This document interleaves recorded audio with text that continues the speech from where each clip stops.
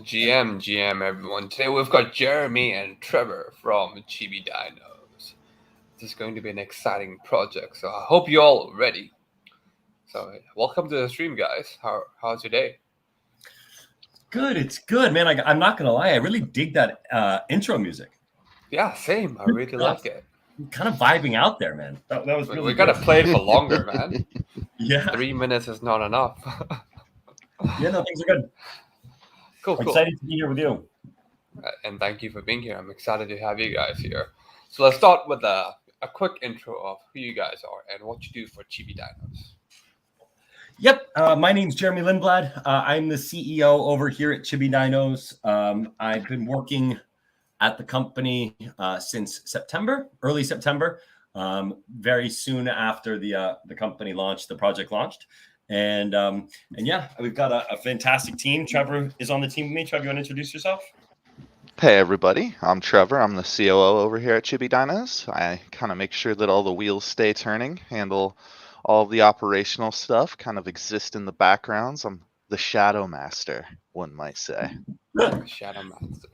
Is that just a cool title that you gave yourself? If I could put that on a business card, I would. Believe me. Let's talk about the background of Chibi Dinos and as well as the founder, because Sean Kelly is a pretty significant person. So let's tell the viewers who Sean Kelly is. Yeah, absolutely. So the project was founded by Sean and Ariel Riveros. They were partners who launched Chibi Dinos back in late August of 21.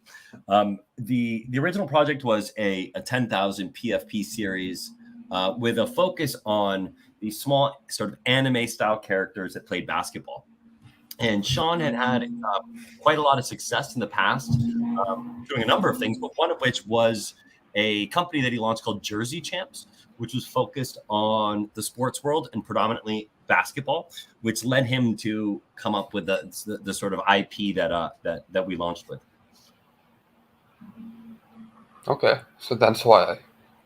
Now that I'm looking at the profile pictures closely, like, are they wearing basketball jerseys?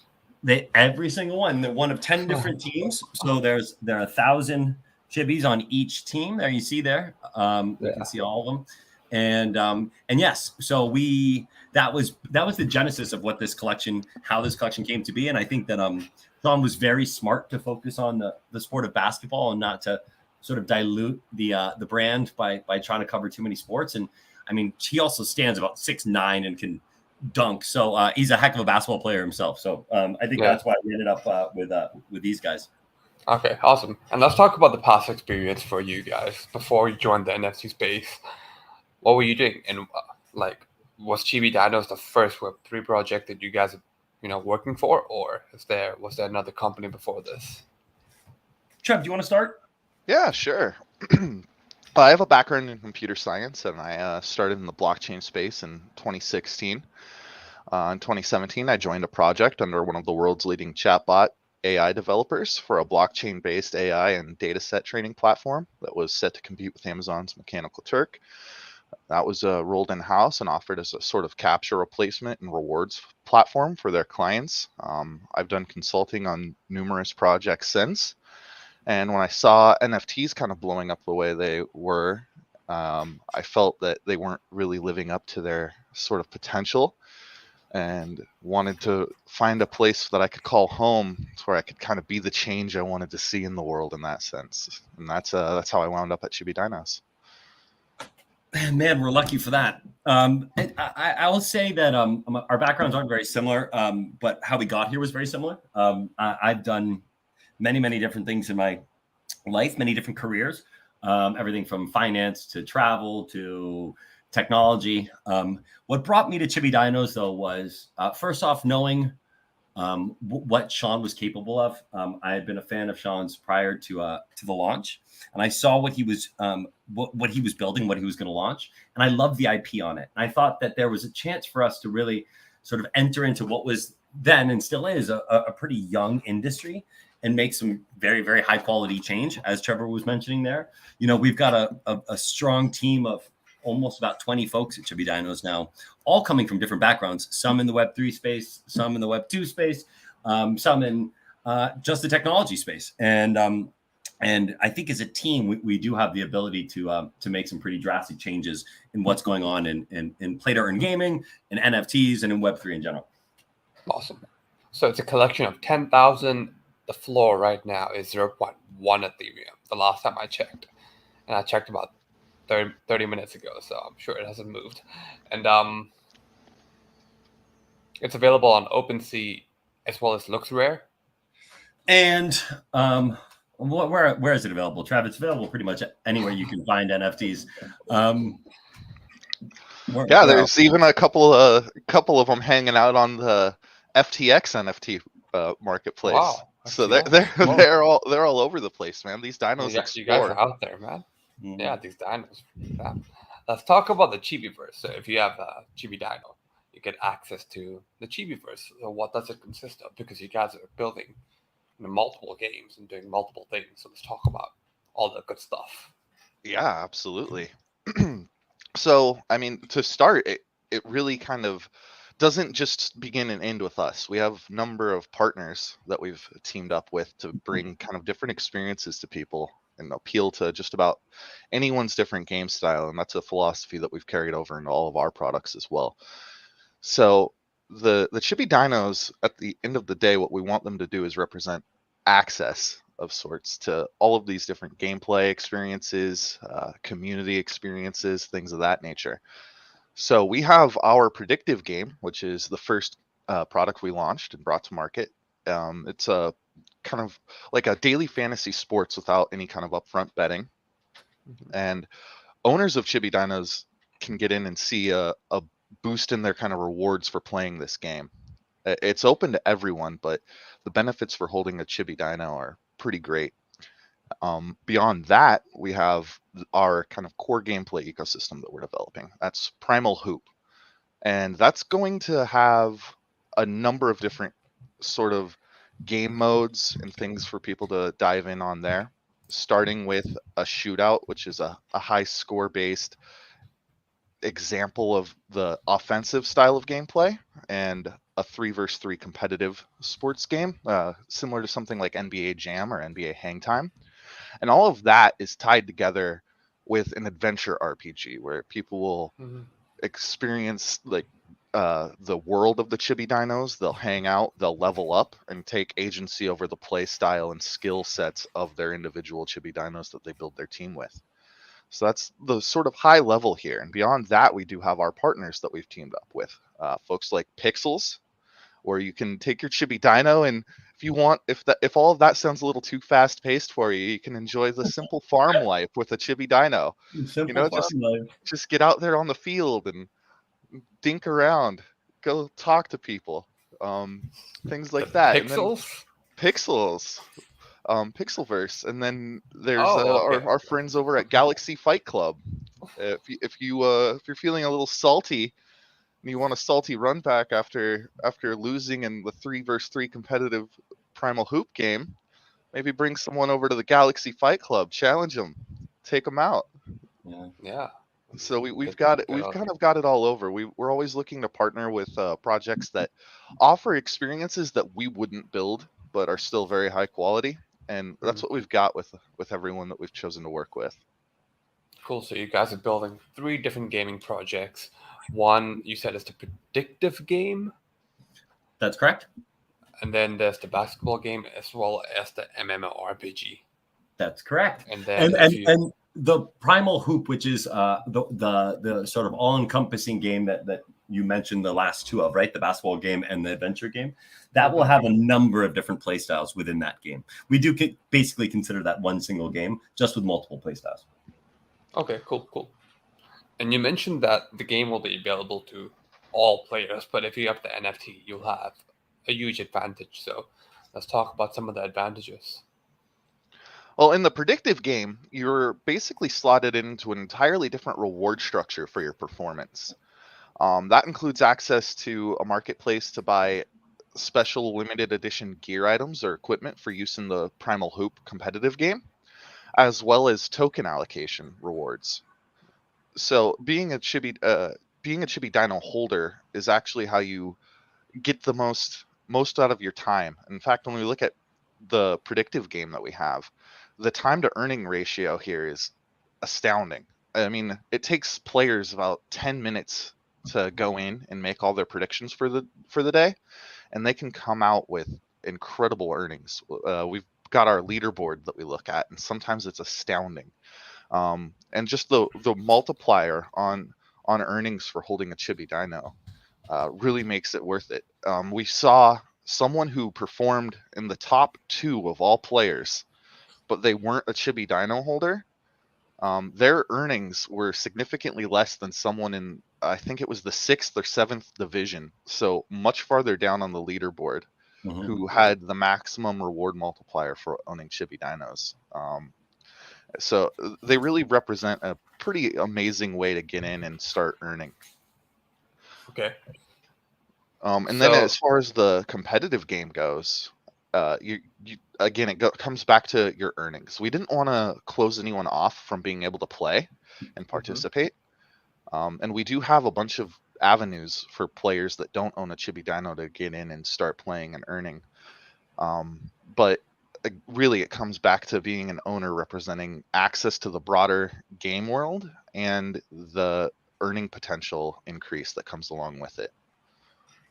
Cool. So if you have the NFT, you'll have more access within the games. You'll have more earning. So will it be pay to win?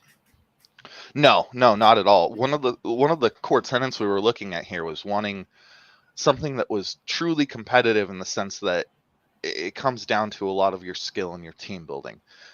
So even though there are stats and there are skill trees, something like in equipment, things you can do to sort of modify your individual player, a lot of the shooting, as you can see, is still going to wind up being skill based. Yeah. So it really just comes down to team building and your overall kind of skill on the court at the end of the day. There are plenty of things you can do to give yourself little advantages here and there.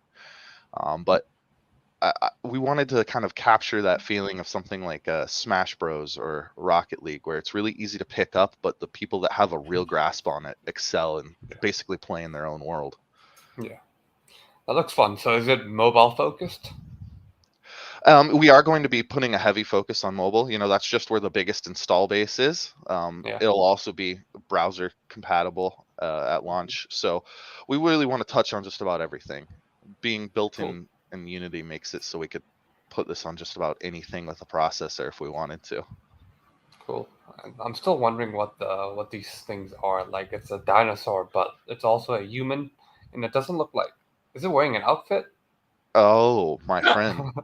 This is why you need to play the adventure mode. This is where all the lore, the deep Chibi Dinos lore comes into play. I will tell you. Are you able to share about the lore? I can share a little bit. It's not an outfit. It's not an outfit. You could think of them more like a turtle's shell, the dinosaur costume. Oh my god. You don't want to see a Chibi Dino without a dinosaur turtle shells. Makes a lot of sense. Come on. So it's a human with a dinosaur turtle shell. It is the human? I don't know. It looks. I don't know, man. It looks like they are on the. They do live on a separate planet, a donut-shaped planet, a toroidal planet called Planet Hoop. Okay. Yeah, people also get to learn more as they. I mean, we have some incredible comics that are two that are completed, and another one that's coming, where people can learn a lot more about these little chibis. So when we release those, I'm sure people will. They'll all have their own ideas to what chibis are, but yeah, you'll learn a bit more.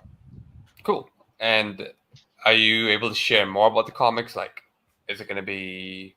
Who's going to get them? Is it going to be exclusive to NFT holders? When is it going to drop? We're keeping that a little hush for now. We want it to be a little bit of a surprise. We've got some other developments in the works in the background here that we're toying with. So we don't want to spill the beans too early. Sure, yeah. And let's talk about the current state of play to earn, because you guys are building a play to earn project, and it's bear market. What are your thoughts? Oh man, well, I'm personally bullish. A bear market. I mean, even if the markets turn as bloody as they could possibly be, that's all the more reason for someone to have, they're not spending all their days looking at the charts. If this hits on a more macroeconomic level, people are going to be seeking things they can do to relax and unwind. I think honestly, it's the perfect market for gaming, and we saw that in 2018. I mean, Axie technically launched in a bear market, and then they went on to define the entire space for better or worse.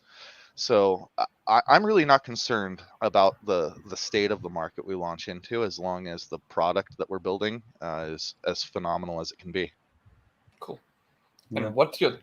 Sorry, go ahead. I was just going to say I completely agree with that.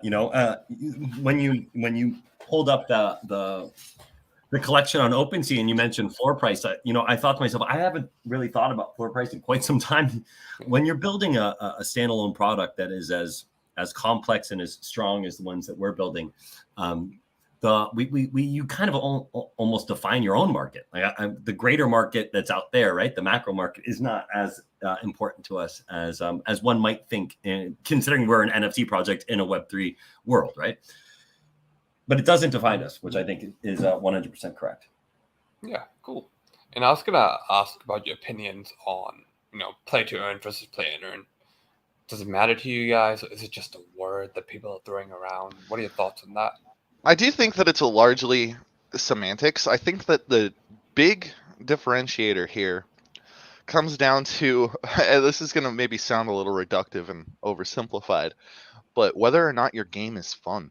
Would someone play it without the token incentive? Would someone play it without the overall kind of cryptocurrency hype? And if the answer to that is yes, I think it probably more slots into the play and earn side of things. I think the majority of games, they can divide it up however they want. They can put whatever kind of spin they want on it. But if your player base is dictated by the incentive instead of something like novelty or the quality of the experience, then to me, it's kind of all the same.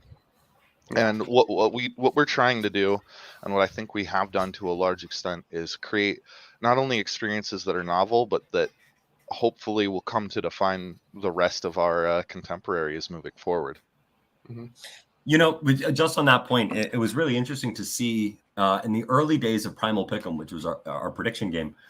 I think it was at times upwards of 70% of individuals weren't even connecting their wallets, which means that they were ostensibly playing for fun, right? And that told us a lot. That, number one, that told us that we're onto something. And then once you can actually tokenize things like that and have a very sort of a robust ecosystem that's interoperable within different games, within your NFT community, you're in great shape. But as Trevor said, you need to start with something that's fun, right? You can't be giving out money to people to play your game. That's never going to work. So you don't have to connect you don't have to have a wallet to play Chibi Dinos? To play Primal Pick'em, you absolutely don't have to. No. Yeah. And a lot of people weren't wallet connecting, which was interesting. Yeah.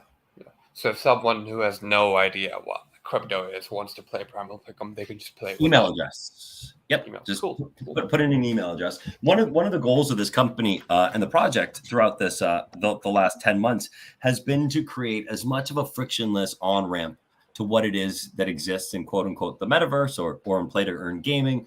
And we knew we had to do that for a number of reasons. Number one is when we launched when Sean and Ariel launched the project, the vast majority of people who bought Chibi Dinos, it was either their first or one of their very early NFT purchases, right? They weren't incredibly crypto and or Web3 native folks.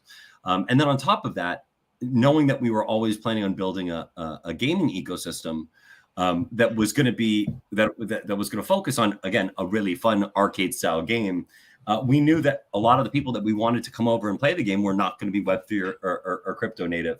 So we needed to ensure that the one's ability to interact with the things that we do is as frictionless as possible. And as we say internally, it's like, would my mother be able to figure this out? And what we've done with Pick'em to start, 100% she would, which is great. Yeah, that's awesome. Like, it's so important for Web3 games to be as frictionless as possible because people are incredibly lazy. Me too. Like me too. Like I found out that I saw a game on Wax, which looked pretty cool, but then it was on Wax. I'm like, I'm not gonna make a wax wallet. Yeah, I know, man. And I'm a Web3 guy, and even I'm Yeah. that lazy. So imagine if you're not a Web3 person, you have to learn this whole thing. Exactly. Yeah. Okay, let's talk about the tokens that we're earning from playing these games. What are the two different tokens, and what's the utility of them? Yeah, so the primary reward token is going to be swag. That's going to be a sort of inflationary token in the sense that it doesn't have a hard cap, and it's going to be the primary reward that you'll receive at the end of a basketball game or completing a challenge. That's going to be rolled out with a huge number of sinks and deflationary mechanisms to avoid the house of cards that a lot of these other projects find themselves in. So just about any time that someone is interacting directly with our game or the environment, we found a lot of creative ways to reduce the supply of swag without needling the player. So things like registering for tournaments, officially submitting a name change in bio for one of your dinos, things of that nature. Very simple things that can kind of take swag out of circulation and relieve some supply pressure. Hoop is a hard capped token. It's our governance token, and it's going to be the premium reward token for things like the finals of the season, and things like that. You're going to use it to buy some of the higher end merchandise, in-game assets directly from us, whether that be new dinos or the land that you need to open up your training gym. And players will be able to kind of choose between these two tokens when they put something up in our marketplace. So that can be anything from gear to dinos, even the cost for training someone in your gym. You can dictate whether that's going to be in swag or hoop, and we'll kind of let the market and our players decide how that works out for them and what the fair balance is there. Just making sure that on everything there's a deflationary element and something to kind of relieve supply pressure was important to us. And I think, especially judging from the conversations we've had with advisors and investors in the past, that we've done probably the best job of anyone I know applying these deflationary philosophies to every asset in the game, whether that be the tokens or dinos and gear. They all are subject to these very sort of seamless deflationary elements. And that's kind of the background on those two tokens and what they're for. The governance on Hoop is something really interesting that I'm looking forward to sharing more about. We're going to apply that to our lore in a way, as well. And Interesting. there'll be special tournaments available for people to vote on, tournaments with special rules. A really fun one that just to give you an example of what these special tournaments might be, if you look at my display picture here, it's a mecha dino and it's got all these glowing bits on it. So a tournament in a completely dark or mostly dark basketball court exclusively available for mecha dinos or dinos with glowing elements is one example of what these special tournaments that might go up for governance would be. Cool. And I Gosh, saw that. Trevor, I haven't even heard that mecha idea. That's genius. Oh yeah, that's Alpha. That's a classic. We got that's from one of the Galaxy Alpha chats? That's from our boy Far. Shouts out to Far, by the way. Yeah, that's fantastic. Shouts out to Far. But yeah, let's talk about yield farming, because I saw that as one of the utilities, and people love staking and farming stuff. So what are we farming yield on? So in the simplest sense, you lock up your depends on what we're looking at here. It could be whether it be the token. We have some of the more simple DeFi applications people are used to as far as staking goes, but with dinos and the specifically legendary dinos and owning land, there are some things there that get pretty interesting. So when you own land, you can essentially stake and lock up your dino to that gym that you've opened up on that land that you purchased. Okay. And by doing that, you can see a sort of baseline yield from the Hoop token for owning the gym, as well as receive payment from other players who want to seek training from your dino. There are only two ways to increase the IQ of your dinos in game. That's through gear and that's through training at these boot camps. So that's what we've kind of done for the legendary dinos to add a little incentive there and create this value for the owners. Cool. And for the land plots, are they already available? They are not. We actually are planning a really big campaign around that, kind of as an intermediary between the 3v3 game and the launch of the adventure portion. And they'll be available in pretty limited quantities to start, but we've got some pretty big plans around that. Can't share too much more yet. Cool. Let's talk about the training gym, man. I love hitting the gym. So what can we do in the training gym, and how do we get it? And what are the benefits of using it? Well, the benefits of using it are immediately going to be the IQ boost that you'll receive from training. And that IQ boost will be relative to the IQ of the dino that's running it. So you're going to want to pick and choose kind of who and where you receive training from. We do have some fun things sort of involving some of our NBA partners around some of these gyms as well. So there's a lot of fun to be had there as far as the leveling increase goes. But overall, your gym will also be a way for you to kind of flex your dino and some of the cosmetic elements that you'll add to the gym, and make it a reflection of your aesthetic, your Chibi Dinos vibe, what you want to represent in the primal hoop world. So it's got a lot of uses as far as utility in the training and earning, but also just a little bit more on the fun side, the aesthetics and the hangout kind of vibe to it as well. Cool. And what about the gear for the dinosaurs? How will they play a role in each of the games? So the gear can add an IQ modifier, which your IQ affects certain elements of gameplay. That can be the size of your shot bar for offensive players, your likelihood of blocking a shot for defensive players, successful risky passes for players that focus on ball control. These are all subtle modifications, again, wanting to stick with a skill-based sort of gameplay. And other than that, one of the biggest kind of draws, even though you can add all these gameplay buffs to it, is always going to be the aesthetic modification to the dino. People love to customize the aesthetics of their avatars in game, and so that's always going to be a draw. Some gear could be purely aesthetic even, and we even have options there. We are toying with some mechanics for kind of crafting gear. These are all things that are being worked on, but at the end of the day, it can be a modifier or it can be purely aesthetic. Hopefully you find the happy balance between both. Cool. Awesome. And I saw that there'll be Chibi eggs. So is there breeding? I wouldn't call it breeding. In the lore, the dinos produce eggs at certain milestones in their life when they've gained enough life experience. So in gameplay, this translates to every 5 levels. So the dinos go from level 1 to 10, and at level 5 and at level 10, they'll produce an egg.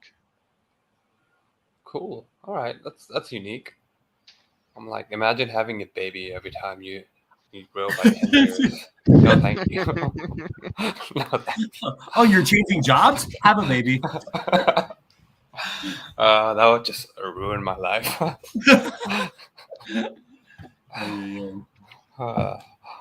Let's talk about the partnerships, because you guys have a lot of partnerships. So Steph Curry, there's Under Armour, and there's 2 more big partnerships coming on the roadmap. So what do these partnerships look like? Well, I wonder what the 2 big partnerships on the roadmap. I'm trying to rack my brain to figure out what those are. One of the things that we were faced with in early days is we knew we wanted to do some incredible work on the game side, on the 3-dimensionalization side. For example, look at that the trailer that's up right now. For example, creating trailers like this. And to do so, we needed to find the strongest partners outside of our organization, because there was just no chance we were going to be able to scale fast enough and to manage that internally. So we found some great partners on the game dev front, one being a company called Game On. The gentleman who helped build our game was the same guy who spent 11 years at EA Sports building FIFA. He also was the gentleman who conceptualized and brought to market NBA Top Shot. And he's the one who built our prediction game. And then Infinite, which is the company that made this trailer and that's building our Primal Hoop ecosystem. They're just phenomenal game devs that have been doing this sort of stuff for a long time. So super proud to have both of them as partners. Outside of that, we choose to partner with both individuals as well as companies or organizations within the sort of space of basketball. The Curry brand was a no-brainer. They asked us to be involved in this Basketball Heads partnership with a couple other companies, very well-known NFT projects. So that was a very cool one. You're going to learn more about how that's going to come to life in the coming weeks. And then again, we have partnerships with actual NBA players like PJ Washington and Terrence Mann and Bobby Portis and Taj Gibson. And we use those sorts of partnerships to help not only expand our viewership, so individuals that might be interested in what it is that we do, but also give us access to really cool things like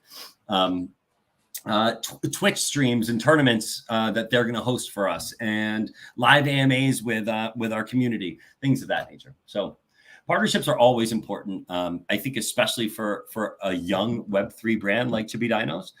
If we want to get to where we're going, we're going to need some help along the way. Mm-hmm. Cool.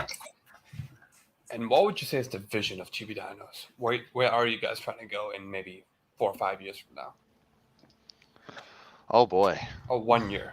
Crypto is, Yeah, that 1 year mark is very different than the 5 year mark. I get asked this question a lot, and I think that to a certain extent, the team has put a real emphasis on the idea of us being an entertainment company, right? We're an entertainment company who's got a core focus on gaming, right? We're going to have our 2 games, but we're going to produce things above and beyond that. We're currently working on a toy line. We have our comic books that are going to be coming out. We're in talks with companies about doing an episodic series on Chibi Dinos. We like to do in real life events. We like to do a lot of things that are outside of just the sort of intrinsic Web3 space. So I would consider us an entertainment company that's trying to, as frictionless as possible, expose folks to the world of basketball and competitive gaming through the Chibi Dino brand. Cool. Do you think it's possible to plan 4 or 5 years ahead of time in Web3? Or is it just... Yes, it doesn't. It might be tough, but yes, absolutely. I think that a lot of it comes down to something we've already done a pretty good job at, and that's the setting goals for yourself and the project, and really just keeping your head down and marching toward them without really paying too much attention to the state of things around you. Again, it all comes back to whether or not the product that you have at the end of the day is good and attractive to people. If you have a 5-year vision and that vision was good when you came up with it, and it was truly solid, there's very little reason to expect that it wouldn't be solid 3 years down the line, or potentially even 5 years down the line, especially if when you're coming up with that, you're looking at the future and projecting where you want to be based on where you think things are going to go.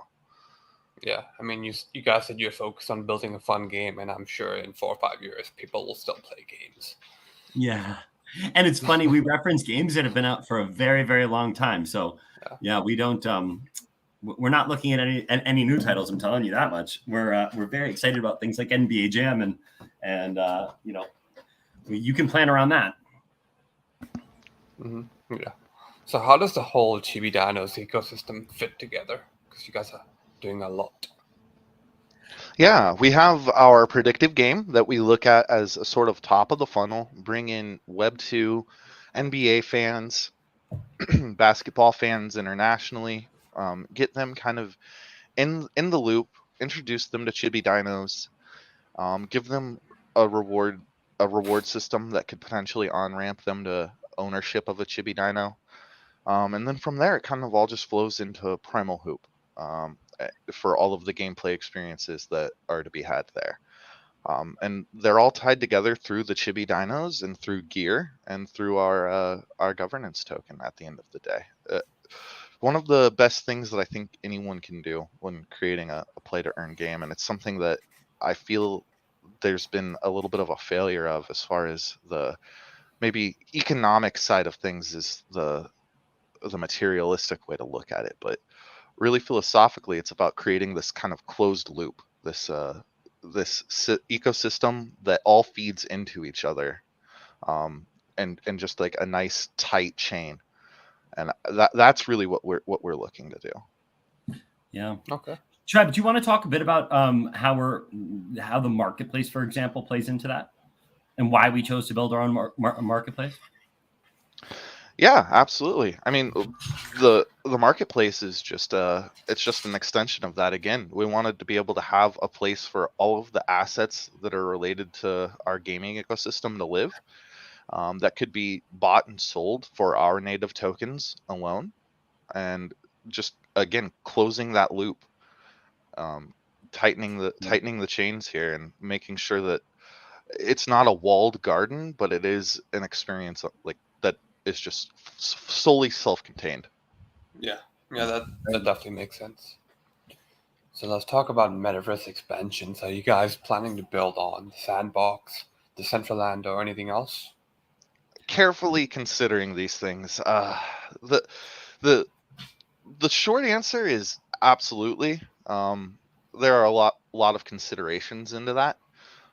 With Sandbox and its kind of voxel style, it comes down to sort of a break in our design language and creating these voxel assets. And then Decentraland doesn't have that same kind of conceit to it, but it's still, both of them are in their infancy in a lot of ways. And while we want to be future proofed, it's just not quite to the point that we would feel good about going full steam ahead on either one yet. Just carefully considering it. I know that we all really want to pick up some land in Sandbox, just because we are fans of the project overall. It's something we're definitely considering, and there are metaverse plays to be made, especially when we first ideated upon this. We had some really novel ideas and spoke to some pretty big brains that could make some pretty impressive things happen with regards to kind of crossovers and tournaments and things of that nature, but nothing concrete yet. That's cool.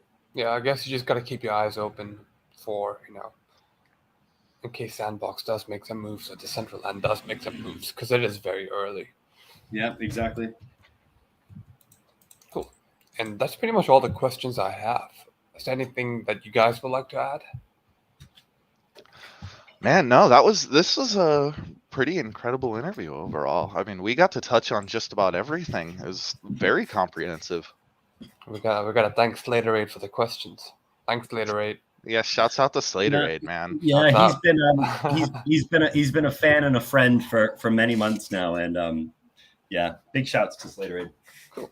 And thank you guys for coming on. Where can people go to learn about Chibi Dinos? ChibiDinos.io. And from there, you'll be able to find all that you need to know about what it is that we do. Awesome. So I would start there. There you go. Cool. Awesome. All right. Thank you for coming on, and thank you to all the viewers for tuning in. We got up to 80 today, so that's epic. I hope you all enjoy the show. Yeah. Cool. Have a great night. Thanks, guys. Take care, everybody.